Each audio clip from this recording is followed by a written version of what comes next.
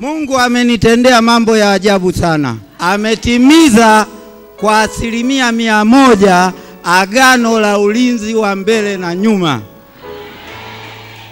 Siku ya Jumapili wiki ile, siku ya saba ya wiki ile iliyopita, mtoto wangu wa miaka 25 aligongwa na gari kwa kasi. Ghafla tu aligongwa na gari. Anasema kitu alichokiona, aliona kwamba haiwezekani chochote, ila alisema Mungu wa Elia. Alipigwa, alikwenda mita 15, akagonga kwenye ukuta wa nyumba, akainuka. Hakuchubuka, hakuumia. Watu walioona wakasema hakika wewe ni mchawi. Akasema ni Mungu wa Elia.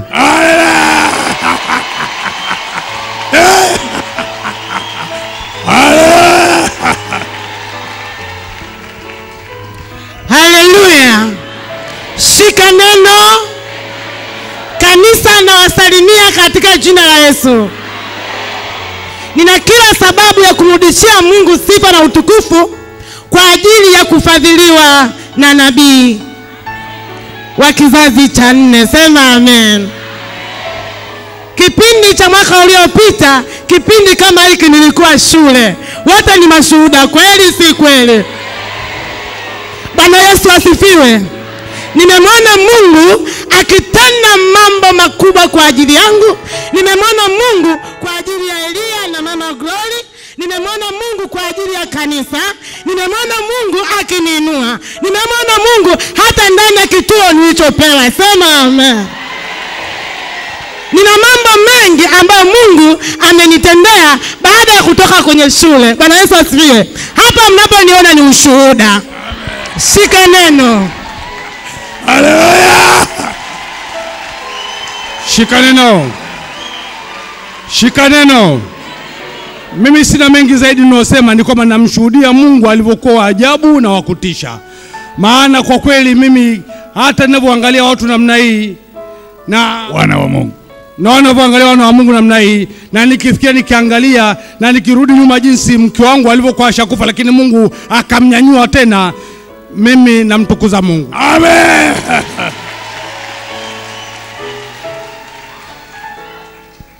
Shika neno. Jamani, mimi namshukuru Mungu kwa sababu ilikuwa juzi Alhamisi, mimi nilikuwa nasali makanisa mengine. Sasa nilikuwa na siku ya 4.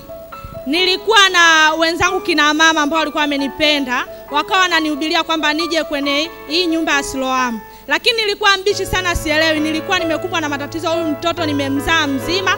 Alipofikisha miezi 5 mtoto akageuza kila kiungo, kageuza mkono, miguu, kila kitu kilikuwa kimeenda upande. Lakini nashukuru Mungu nilipokanyaga kwenye nyumba ya Siloamu, mwanangu amekuwa mzima. Uwezi amini, sasa hivi uti wa mgongo umepona, shingo imepona, kila kitu kimepona. Namshukuru Mungu, ninasema amen. Amen. Amen. Shika neno. Kwa jina naitwa Benego Elisha Elia.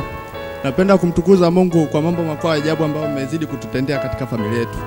Mimi babangu ni mzima sana, yuko hapo Masana. Yeye tatizo lake alikuwa kwa viwango vya kibinadamu, yani daktari alisema kwamba yeye ini lake limekufa kabisa. Yani alifanyi kazi. Ila sisi tukasema kwamba yani hayapo ni binadamu, kasema sio Mungu. Nasikia. Kuanzia tulivomlaza kuanzia siku ya 7 iliyopita, tulivomfikisha pale hospitali, alikuwa haongei kabisa yani alikuwa yani utafikiri kapigwa nusu kaputi. Nasikia. Ila lakini kuanzia siku hiyo baba alitugea vyeti hapa vya Bible School.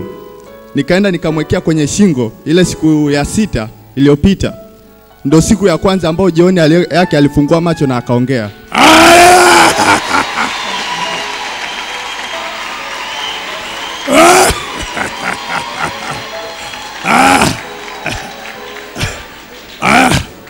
Nimewahi kusikia maarifa lakini hiyo imezidi.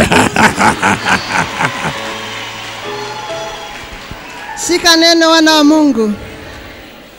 Ninamshukuru Mungu kwa kuniwezesha kufika katika madhabahu hii ya Siloamu. Nilikuwa katika madhabahu mbovu na nikawa na ugonjwa wa sukari. Lakini mimi sikuwa nataka kusema neno lolote kuhusu hilo kwa ajili ya kuhani wangu katika ile madhabahu. Alikuwa anafikiria kwamba ugonjwa hauponeki. Lakini mimi nikaondoka mimi bila kumuaga, nikamwambia baba, mimi hapa sitahudumia tena mambo ya kiroho hapa, mimi ninahama naenda Siloamu. Baba akaniambia, wewe umeamuaje mara moja bila kukaa tukafikiria? Nikamwambia mimi naondoka. Basi yule mchungaji akawa ameweka chuki kwangu na akawa anasema hakuna lolote litakaloweza kufanyika, mimi najua mimi ndio nitakayewazika.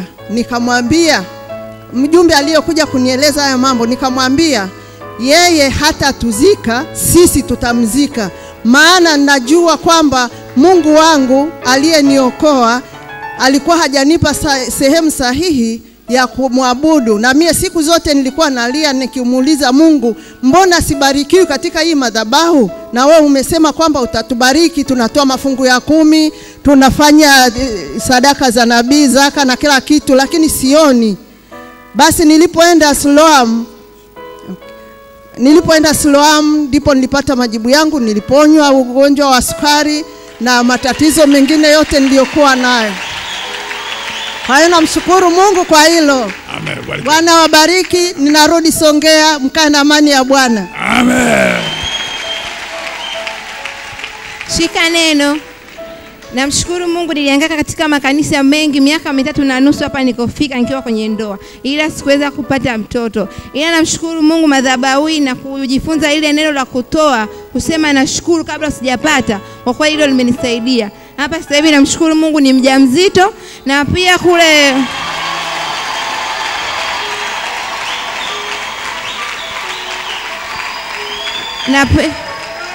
na pia kule hospitalini walienda kunipiga ultrasound, wakaniambia kwamba mimi na uvimbe. Nikamwambia kwamba hii hospitali kwanza kwa ananitibu muda mrefu, na ikaniambia kwa sababu mimi nilikuwa natoka maziwa kama mama anayenyonyesha, wakaniambia ile hormones haiwezi kusababisha nikabeba ujauzito, kwa sababu ile hormones tayari imemzidi yule anayetakiwa, ile hormones inayetakiwa kubeba mtoto. Lakini nikamwambia kwa sababu nimeweza kubeba ujauzito, ni Mungu wa Siloamu aliyesababisha, na nikirudi hapa sitakuwa na uvimbe wa fibroid mnaniambia nitakuja kupasuliwa baada ya kujifungua mtoto. Kwa hiyo nikirudi hapa mimi nitakuwa nina mtoto tu tumboni, sina huo uvimbe, na namshukuru Mungu. Amen.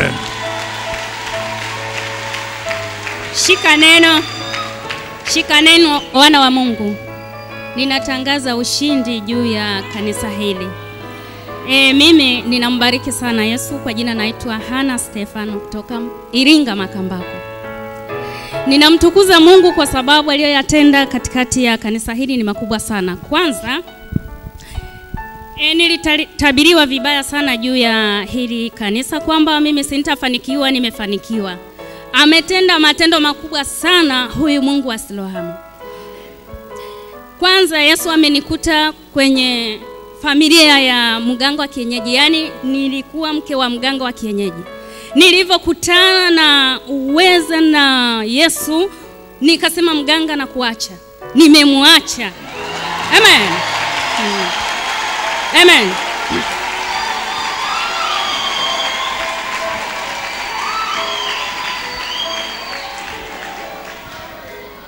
Amina. Sasa pale anaponifuatilia, ananifuatilia, nikamwambieje, wewe hujanifahamu. Yesu alikutana na mwanamke Msamaria, na ndivyo nilivyo na sintamwacha. Jina la Bwana. Nitawaambia wanaume, yani mtu aweje, nitashuhudia juu ya uweza wa Mungu. Na mamangu wa kiroho huyu aliyepita, Happiness, yule pale.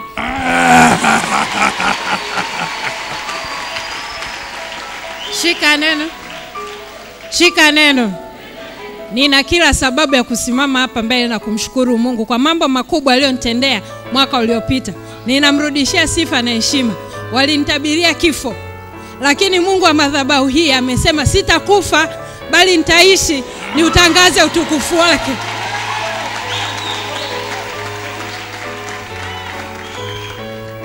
Shika neno. Kwa kweli na mimi namshukuru Mungu, mtanisamee kwa Swahili, mtanihurumia. Kweli kabisa nilikuja hapa nilikuwa nikisikia kiuno kikinuma sana. Hata njiani nilipokuja kanisani sikuweza hata kutembea kabisa. Nasema basi Mungu nijalie ninaenda kanisani ili niweze kupokea uponyaji. Kwa kweli wakati mtumishi alianza kupana adoration tulimshukuru Mungu kwa kumshukuru kwa kweli nimesikia vizuri. Kiuno kimeisha, miguu kwa kiuma sana, kwa hivyo namshukuru Mungu sana. Amen. Sasa hapo kimepita Kifaransa hata mimi sijaelewa, lakini naamini tumepokea katika jina hili. Shika neno. Naitwa Abigaili Daudi. Namshukuru Mungu, mtoto wangu nilimpeleka Molisi nikijua kwamba akifika kule atakuwa anaendelea na ibada. Alifika kule akawa hataki kwenda kwenye ibada. Nikaja hapa kwenye maombi siku ya kwanza ya uumbaji, tukapewa damu ya Yesu. Nikampa ile damu ya Yesu na alikuwa hapendi, wale wachungaji hawapendi kabisa. Nikampatanisha nao. Wakanishuhudia sasa hivi anaingia kwenye ibada bila kuitwa, na pia wale ndio marafiki zake na kila kitu anawaambia wale. Pia namshukuru Mungu, mtoto wangu amefanya mitihani temu ya kwanza, amekuwa mtoto wa 3. Amen, barikiwa sana.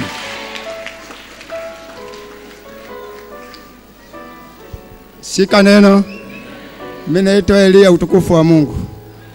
Napenda kumshuhudia Mungu wa Ibrahim, Mungu wa Isaka na Yakobo, Mungu wa Elia kwa matendo makubwa ya ajabu aliyonitendea baada ya miaka 8 kukaa kitandani kwa kumwa na magonjwa mengi aina tofauti, kumeza madawa kiganja kila wakati, kutwa nzima, asubuhi na jioni, kila wakati ni kimganja kinajaa dawa ya kumeza.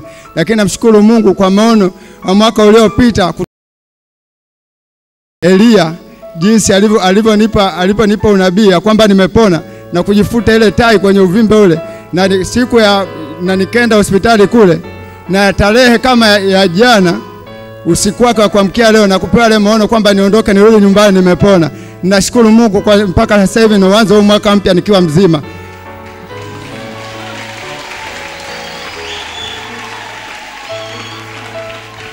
Shika neno makamanda. Mimi namshukuru Mungu sana. Kwa jina naitwa Glory Emmanuel. Ninamshukuru Mungu kwenye kumega mkate kwa wafanyabiashara. Mungu amenionyesha mambo makubwa. Ninashukuru sana, hii madhabahu kwa kweli inajibu. Mimi wafanyakazi wangu wote walikuwa ni Waislamu, lakini nikifanya biashara naona yani sifanikiwi. Tangu tulipopewa yale maji hapa tunikaenda kumwagia pale ofisini kwangu damu ya Yesu ya unyonyeshi. Yesu nilivyoenda kumwagia damu ya Yesu na yale mafuta, kwa kweli wafanyakazi wote hawakuja kazini na wakaacha kazi mpaka leo nikawa sina msichana wa kazi. Wote wawili.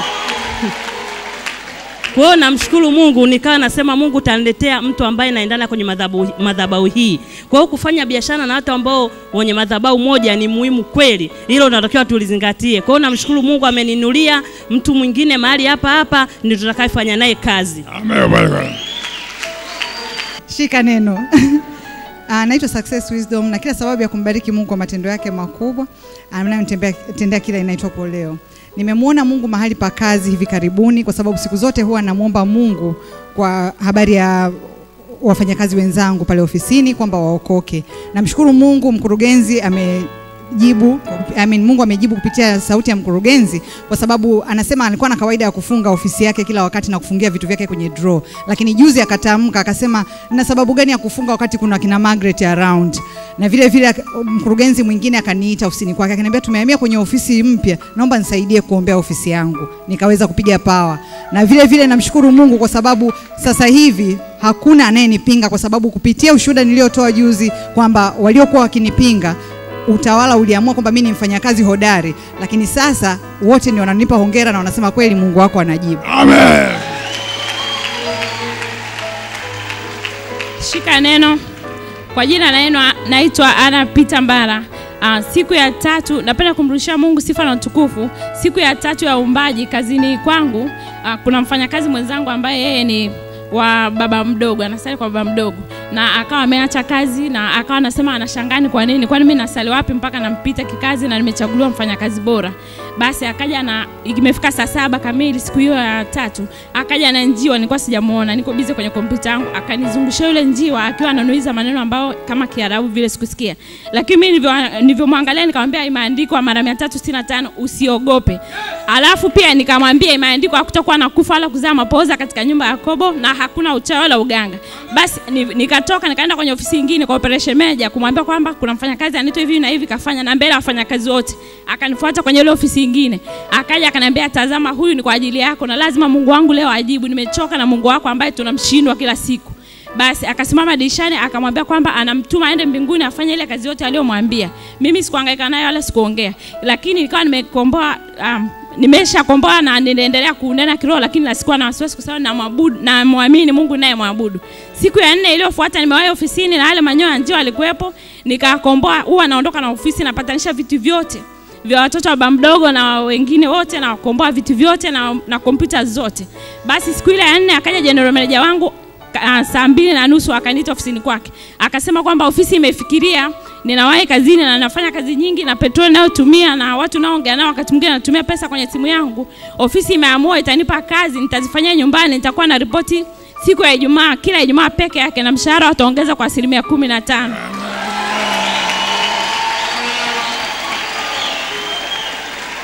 Shika neno. Shika neno. Jina langu naitwa Eric. Ushuhuda wa kwanza, namtukuza Mungu wa mbinguni. Siku ya 4 kulikuwa na huduma ya feet washing mahali hapa. Nilikuwa na fungus muda mrefu, lakini baada ya feet washing siku ile fungus zilikauka. Amen. Ushuhuda wa pili, namtukuza Mungu wa mbinguni katika eneo la ujenzi kwamba wiki nitamwaga zege awamu ya 2 na ya mwisho. Namshukuru Mungu. Barikiwe na Yesu. Amen.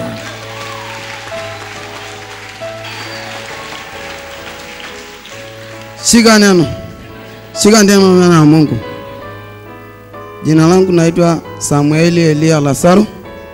Nampenda kumshukuru Mungu kwa ajili nimempigania mwezi mzima mpaka namaliza Bible. Pia mwingine nimeona mkono wa Mungu. Alikuwa juzi na hela sana. Kaenda nyumbani kamwambia Mungu, sababu jana ni siku ya 7. Ni hapo mbali sana.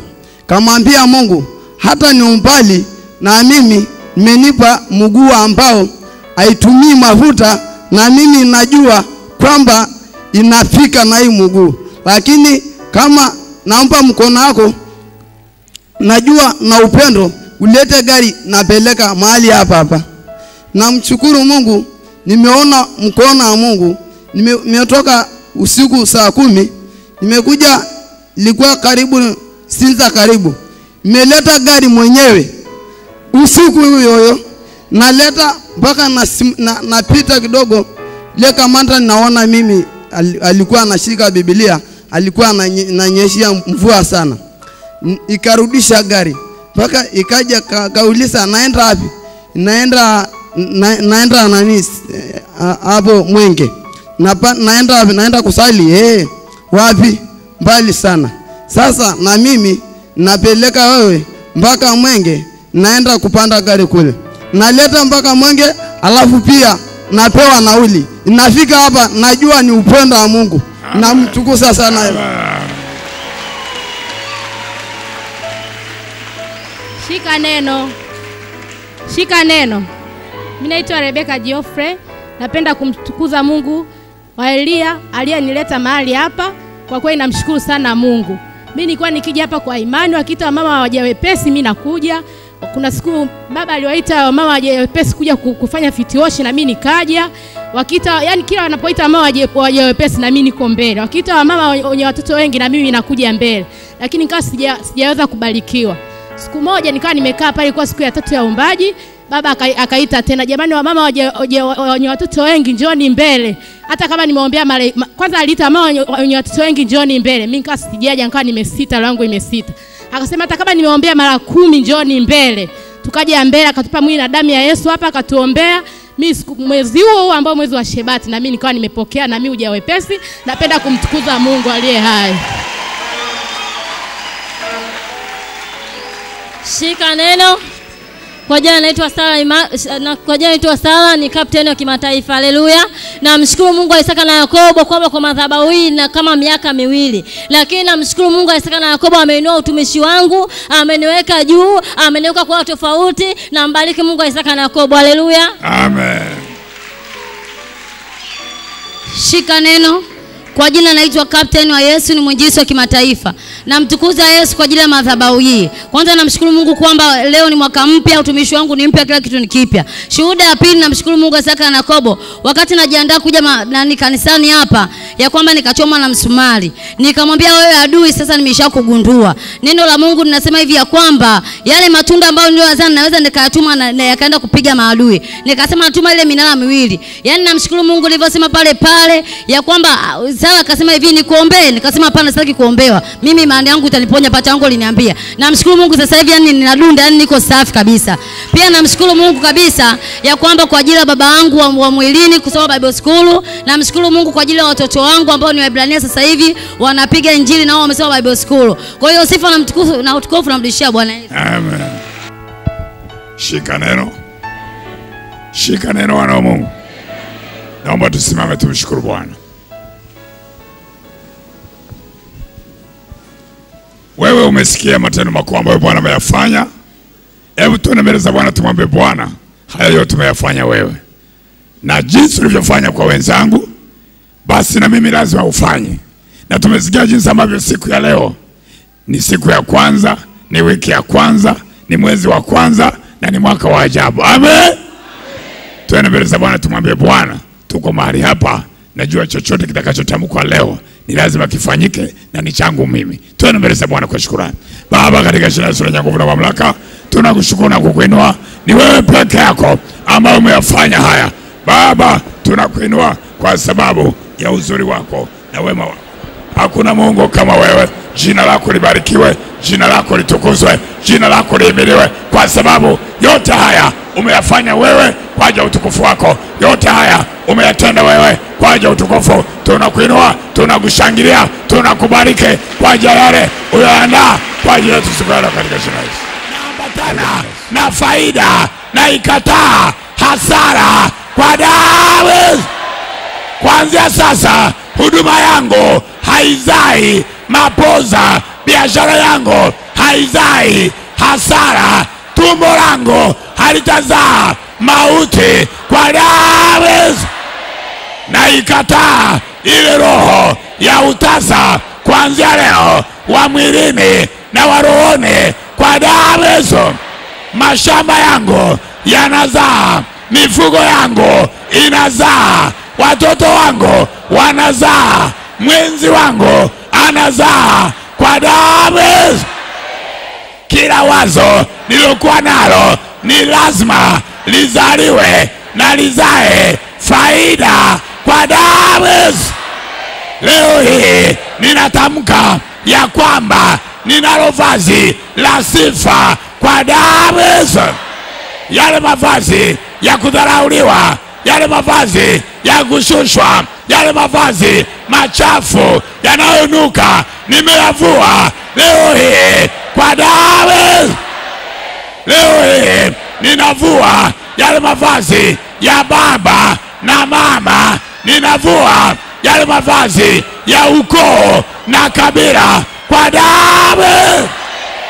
Leo hii naungana na ile siku ya 4 ya uumbaji, ile siku ambayo Mungu Baba aliumba jua na mwezi na nyota, akawaagiza wawe ni dalili na majira na siku. Kuanzia sasa tunaikomboa majira na nyakati, naungana nayo, ambayo inatupa kujua unabii wa kanisa, kila aina ya unabii ambao Mungu aliutamka kuanzia mwanzo mpaka Ufunuo wa Yohana.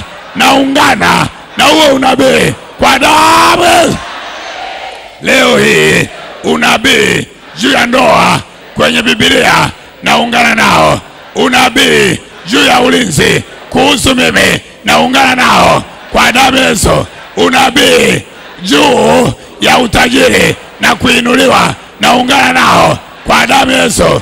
Unabii juu ya kuzaa na kuongezeka naungana nao kwa damu ya Yesu. Unabii wa kuwa juu na sio chini, wa kuwa kichwa na sio mkia naungana nao kwa damu ya Yesu. Ule unabii wa kuishi siku nyingi, naungana nao kwa damu ya Yesu.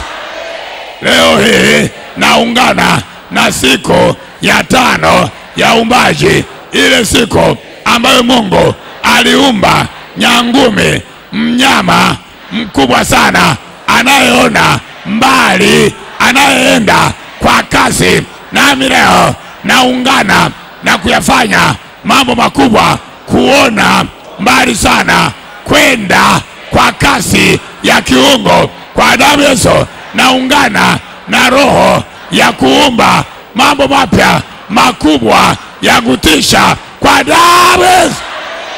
Leo hii naungana na ile siku ya 6 ya uumbaji, ile siku ambayo Mungu alimuumba mtu mke na mtu mume, akawabariki, akawaambia zaeni muongezeke, akaweka chini ya miguu yangu kazi zote za mikono yake. Kuanzia sasa naungana na kumiliki na kutawala kazi zote za mikono ya Mungu kwa damu ya Yesu. Kuanzia sasa, kila mahali nyayo zangu zinapokanyaga, ninatawala, ninamiliki kwa damu ya Yesu. Mahali popote nitakapoenda na kuiona fursa ya aina yoyote ya kiroho au ya kimwili, na imiliki na itawala, ni yangu hiyo kwa damu ya Yesu. Mbele yangu sioni kizuizi cha aina yoyote, sioni pingamizi la aina yoyote kwa damu ya Yesu. Leo hii naungana na ile siku ya 7 ya uumbaji, siku ambayo ni ya baraka, siku ambayo ni ya kustarehe pande zote. Makwazo ya kila aina na yakataa, kukosa amani na furaha ninavikataa, sio fungu langu kwa damu ya Yesu. Kuanzia sasa nimejaa furaha, nimejaa amani, nimesamehe na kuachilia kila moja niliyekuwa nimemshikilia. Ndani yangu inatoka ile mito ya maji yaliyo hai, sawa sawa na Yohana sura ile ya 7 ule mstari wa 37 na 38 kwa damu ya Yesu. Leo hii naungana na miezi yote 12 ya kibibilia, naungana na Abibu alianza siku ya leo kwa damu ya Yesu.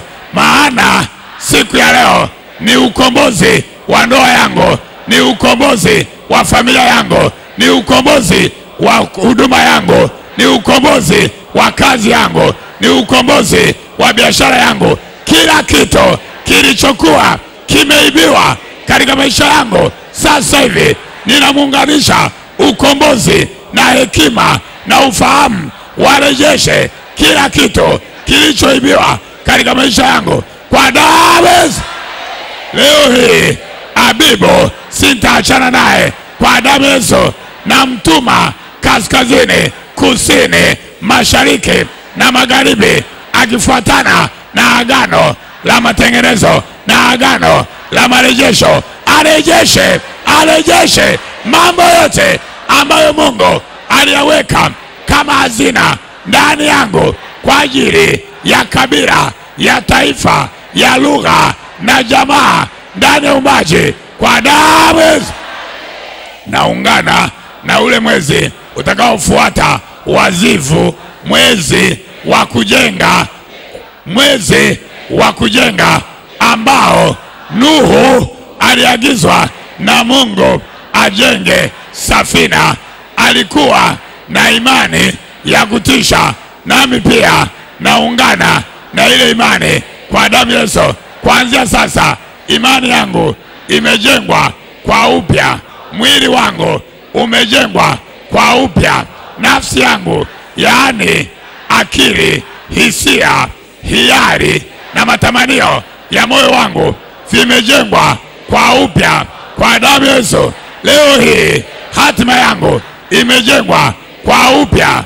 Leo hii nyota yangu ya uweza, ya nguvu, ya utajiri, ya hekima, ya heshima, ya utukufu na baraka sawa sawa na Ufunuo 5:12. Imejengwa kwa upya kwa damu.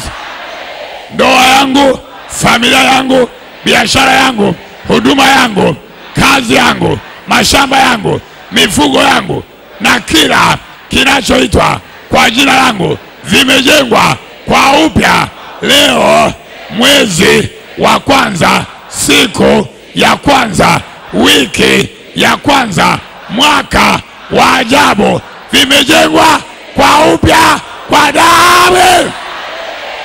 Naungana na ule mwezi wa 3 wa kibibilia unaofuata Zivu, yaani ule mwezi wa Siwani, kama vile ambavyo Musa aliitwa na Mungu kwenda juu mlimani akaisikia ile sauti. Nami leo kuanzia sasa nitaisikia sauti ya Mungu.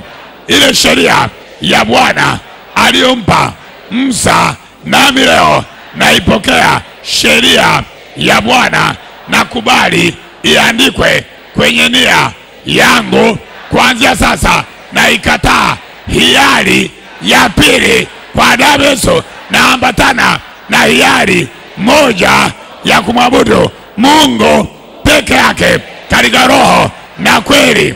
Leo hii sheria ya Bwana, yaani neno la Bwana, nimejengwa juu yake. Moyo wangu umejaa sheria ya Bwana, akili yangu imekamata sheria ya Bwana. Msingi wa ndoa na familia na huduma na kazi na biashara, vyote na vijenga juu ya sheria ya Bwana kwa damu. Leo hii kwa mamlaka ya jina la Yesu naungana na ule mwezi wa 4 wa kibibilia, yaani tamzi, yale macho ya kanisa au macho 7 ya Mungu. Naungana nayo kwa damu ya Yesu. Naungana na kumcha Mungu, naungana na uweza, naungana na shauri, naungana na nguvu, naungana na ufunuo, naungana na maarifa, naungana na ufahamu kwa damu. Leo hii kwa mamlaka ya jina la Yesu naungana na ule mwezi wa 5 wa kibibilia, yaani ule mwezi wa Abu. Kila safari ninayofanya ni safari ya Injili kwa damu ya Yesu. Kila hatua ninayopiga ni ya Injili kwa damu ya Yesu. Kila neno nalotamka ni la Injili kwa damu ya Yesu. Kila wazo ninalowaza ni la Injili. Hata kama ni biashara, hata kama ni kazi, ni kwa ajili ya kueneza Injili ndani ya uumbaji kwa damu. Leo hii naungana na ule mwezi wa 6 wa kibibilia, yaani Eluli. Ninayafanya mambo makubwa ndani ya muda mfupi kwa roho bora aliyokuwa nayo Danieli na Yusufu. Kuanzia sasa, kila ninapoanza jambo lolote ndani yangu, kuna ubora ambao haujawahi kuonekana mahali popote katika jina la Yesu. Naungana na ule mwezi wa 7 kibibilia, ule mwezi wa Etanim, ambao safina ya Nuhu ilitua juu ya milima ya Ararati. Niko juu ya milima na vilima. Kuanzia sasa nimesimama mahali pale, kama vile Mika 6 mstari wa 1 inavyosema ya kwamba nitasimama juu ya milima na vilima, nitapiga kelele. Kila aina ya mlima na vilima utasikia, kila aina ya kikwazo, kila aina ya shida, kila aina ya ugonjwa, kila aina ya kizuizi kitanipisha kwa damu.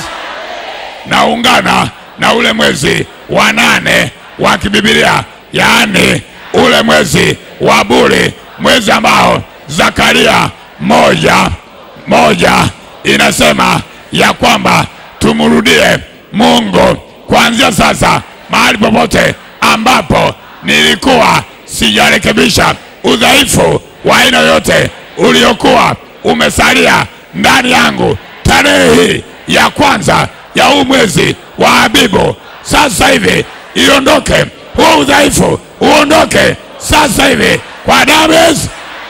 Mathayo sura 10 ule mstari wa kwanza inasema ya kwamba tumepewa amri ya kuwatoa pepo wote na kuponya magonjwa ya kila aina na udhaifu wa kila aina. Hali yoyote ambayo ilikuwa bado inanitenga na uwepo wa Bwana na ikataa sasa hivi kwa damu. Hata kama ni cheo, hata kama ni elimu ya dunia, hata kama ni mali nyingi, hata kama ni kiburi cha ukoo au cha kabila au cha taifa, na vikataa leo hii jambo lolote ambalo lilikuwa linasababisha nisimrudie Bwana, na likataa siku ya leo kwa damu. Jambo lolote lililokuwa linasababisha nishuke chini wakati niko juu, na likataa jambo hilo kwa damu ya Yesu. Jambo lolote lililokuwa linasababisha nikwazike na kukosa furaha na amani, leo hii na likataa kwa damu. Naungana na ule mwezi wa 9 wa kibibilia, yaani Kisleu, ule mwezi ambao Nehemia alijenga ukuta unaotenga Yerusalemu na Wayebusi na Wahiti na Wahivi na Moabu kwa damu ya Yesu. Kuanzia sasa ninajenga ule ukuta wa kanisa la mwisho, unanitenga na madhabahu mbovu, unanitenga na misingi mibovu kwa mamlaka ya jina Yesu. Ndoa yangu kuanzia sasa haitakuwa juu ya misingi mibovu. Familia yangu haitakuwa kwenye madhabahu mbovu kwa damu ya Yesu. Sasa hivi hata kama niko hapa peke yangu, ninaituma madhabahu ya kanisa, ninautuma ukuta wa kanisa la mwisho ukabomoe sasa hivi zile kuta ambazo zinasababisha mume wangu au mke wangu au watoto wangu wasifike mahali hapa kwa damu.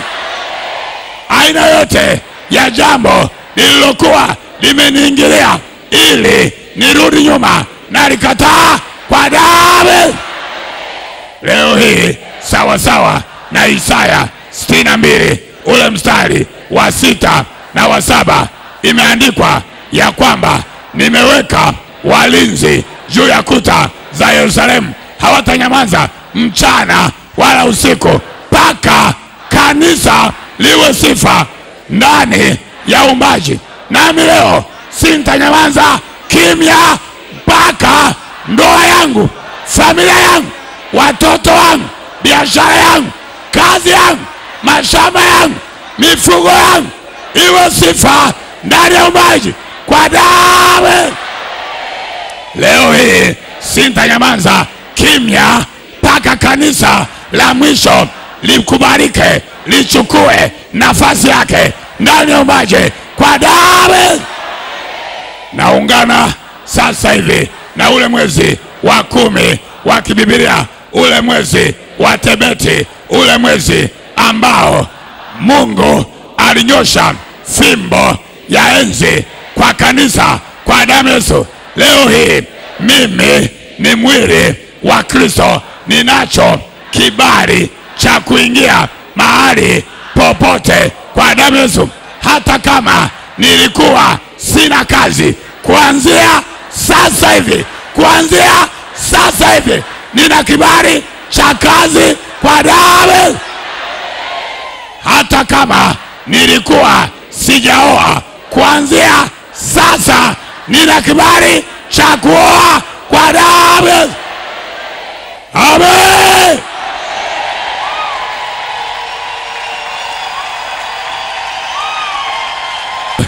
Sahi naungana na ule mwezi wa 11 wa Shebati, ule mwezi ambao Musa aliwaua wale wafalme wa kipepo ambao walikuwa wanazuia kanisa kwenda mbele.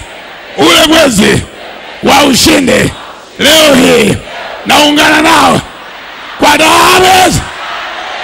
Kuanzia sasa, hii tarehe ya kwanza ya wiki ya kwanza ya mwezi wa kwanza ya mwaka wa ajabu, naungana na ushindi katika ndoa, katika familia, katika kazi, katika biashara, katika huduma, katika kila jambo ninalofanya. Ninatangaza sasa hivi, mimi naitwa ushindi, naitwa ushindi katika kila eneo kwa damu.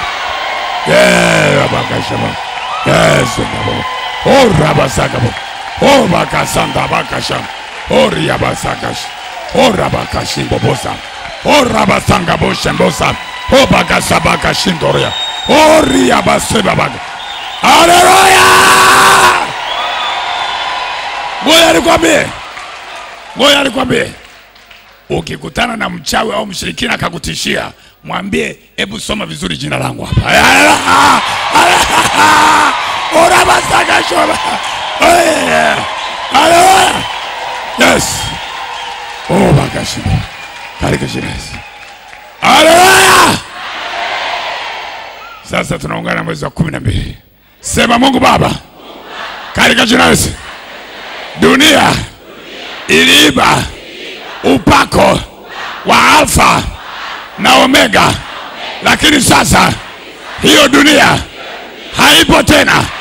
Nasi leo tunaungana na agano la marejesho, tunaungana na agano la matengenezo, tunaungana na agano la hekima, tunaungana na agano la ufahamu, tunaungana sasa hivi na ile agano la kutengwa na waovu, tunaungana na roho ya Elia, tunavamia kaskazini, tunavamia kusini, tunavamia mashariki, tunavamia magharibi, tunavamia mabara yote 7, tunavamia visiwa vyote, tunavamia anga 7, tunavamia kwenda chini lea 7, tunachukua huo upako wa Alfa na Omega. Kila jambo ninaloanzisha lazima likamilike kwa damu ya Yesu. Haleluya. Yes. Yes. Uria. Haleluya.